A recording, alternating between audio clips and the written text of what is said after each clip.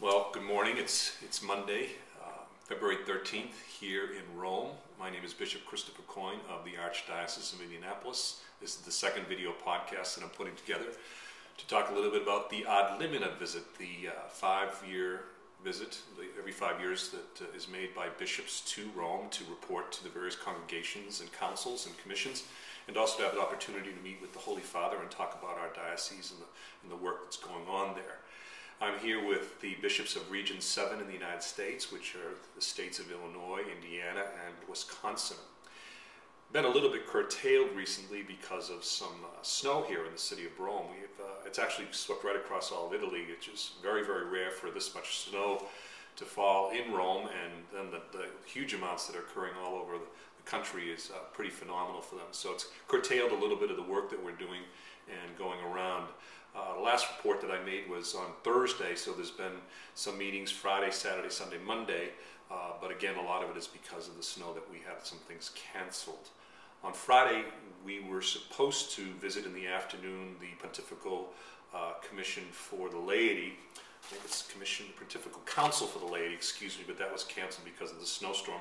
And you can well understand that they're just not prepared for snow around here, and so it made a lot of sense. So we were kind of stuck inside on Friday. But Friday morning, the bishops and I were able to visit with the Congregation for Clergy, and Cardinal Piacenza is the president of that congregation, and we sat with him and his aides for about an hour and a half. It was a good conversation. But actually, we listened more than it was a conversation. There was a lot of presentations that needed to be made, so we didn't have much of a chance to ask any questions. What happens is when you go into the congregation or the council, you have someone who's designated to speak on behalf of the whole group. So someone would speak and say, make a presentation to the people that are there at the congregation and say, these are some of the concerns, some of the questions that we have, these are some of the topics we'd like to have discussed with you, and then there's a little bit of give and take back and forth as far as that go. The understanding too is that for the most part that this is kind of considered confidential, so that people can ask questions freely and not be worried about having perhaps something slip out that may be problematic for some or misunderstood by others. So much of what I'll say here, I have to be very careful to allow for that confidentiality. In the discussion, though, that went on with the Congregation for Clergy and the kind of listening that we did, there were some things that were very important. Interestingly enough, the Congregation for Clergy has a lot of responsibility for dealing with the appeals of parish closings, and that's a real issue for us in the United States. And so they are one of those offices that when people of a parish community feel that they haven't been well served by their bishop or haven't been fairly treated in terms of why their parish is slotted to be closed, that would be one of the places they would go. So you can well imagine that there was a lot of discussion around that and what would be some of the concerns that the congregation would have as to how the process was done, why it was done. Interestingly enough, something that I learned that I hadn't really thought about was that it's not enough for a bishop to just simply say, I need to close, 50 parishes of my diocese because I just don't have enough coverage, or we're having all kinds of financial problems. That you have to really be careful about that and make sure that you just don't close 50 parishes indiscriminately, or you just don't settle on a number, but you really have to show that if you're going to close a parish, that there is good reason to do so. That the parish is no longer viable financially, that the numbers aren't there. It's not just a matter of necessarily either of not having enough priests. It's that you have to show that canonical person, which is a parish, no longer really exists in a way that it allows it to be healthy and maintain itself. So it's not just a matter of numbers, but then you have to kind of say, well, maybe we can't close 50 parishes because they're still kind of viable along those lines. Although there's some kind of question about that too, back and forth, as what rights and what kind of administrative authority does a bishop have? Can he simply just say that I want to close a parish, even with good cause, especially with good cause, make that and kind of say that stands on its own, that a bishop in his diocese has really the authority at the end to make these decisions without being constantly overturned or something along those lines. So there was a lot of good discussion along about those questions. And the other thing that we talked about was what do you do with the situation involving men who have left the priesthood for a long period of time? So it's not just like a couple of years, but guys who left the priesthood 20, 25, 30 years ago and have basically, left and have gone into a whole different life. In most instances, have gotten married or whatever. But as a bishop, you contact them over and over again and says, we'd like to resolve this situation. We need perhaps to talk about getting you laicized or getting you properly dismissed from the priesthood or something along those lines, so as that everybody's clear about what your status is within the church, especially when you're dealing with legal matters. And if the guy doesn't respond or he doesn't intend to be a part of it, what do you do in those situations? What's your authority there? Can you go through an administrative process even if a guy doesn't want to be involved in it? And the answer is yes, you can, but then they kind of explained how the process works along those lines. So it was a real interesting conversation, and I have to say I learned a lot in listening to the presentations that were made there, and it was good to be there. We got out just in time as the snow started, got back to the house, and kind of hung around on Friday. Saturday and Sunday, I had already made plans with Bishop Doherty of Lafayette, Indiana, to go up to Bologna for an overnight. It's one of my favorite cities because I really like to eat. It's one of the best food cities in Italy. So we left on Saturday in the snow, but there's now, the thing that's great is that there's now a high-speed train up to Bologna, which goes through Florence and then to Bologna. There's a high-speed train that goes. Before, when I was here as a student, it would take like 5 hours to get to Bologna. Now, even with the stop in Florence, you can get to Bologna in 2 hours and 15 minutes. And it was a little delayed on Saturday getting there because of the snowstorm, so we were about an hour late. But our hotel was right near the train station, so we slogged through the snow. And some of you may have seen some of the pictures I posted on Facebook and Twitter of Bologna, but it was really amazing because Bologna was just socked in with snow. There had to be a good 1.5 feet of snow on the ground, and it just kept coming down. And but thank God, Bologna, architecturally, they have these like porticos or galleries that line the street. So you're walking underneath like arched roofways outside of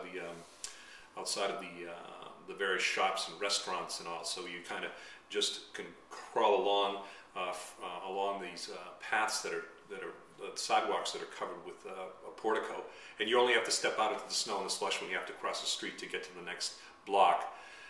Everything, there was still a ton of people out and about on the streets of Bologna, and we were able that night to go to a really good restaurant that was recommended by the hotel. It had this great pasta that I'd never had before, which was made with pancetta, which is Italian bacon, and mushrooms and black truffle and cream, and it was this big type of pasta that was served, and it was just delicious, and this antipasti that just wouldn't stop, salad and all that. So it was a great time. And then on Sunday, after we celebrated Mass together, we wandered around the city center because all of the museums are open on Sunday, and so we went to the Museum of the History of the City of Bologna, which was really interesting. And we also visited a couple of palaces that were open to the public before we could go in and kind of look at the various art that was in there, and then had a great lunch before jumping on the train and getting back to Rome last night about 6:30 and turning in fairly early. Now, like I said, this morning we went to the Signatura, which is the highest judicial authority in the church. It's basically the ecclesiastical court. It's where justice is administered by the church and in the name of the church. So it would handle basically the signatura, or the place of the signatures, because way back in the medieval time when it was founded, it was where the people would sign off on various petitions and rulings that would come out of the Holy See.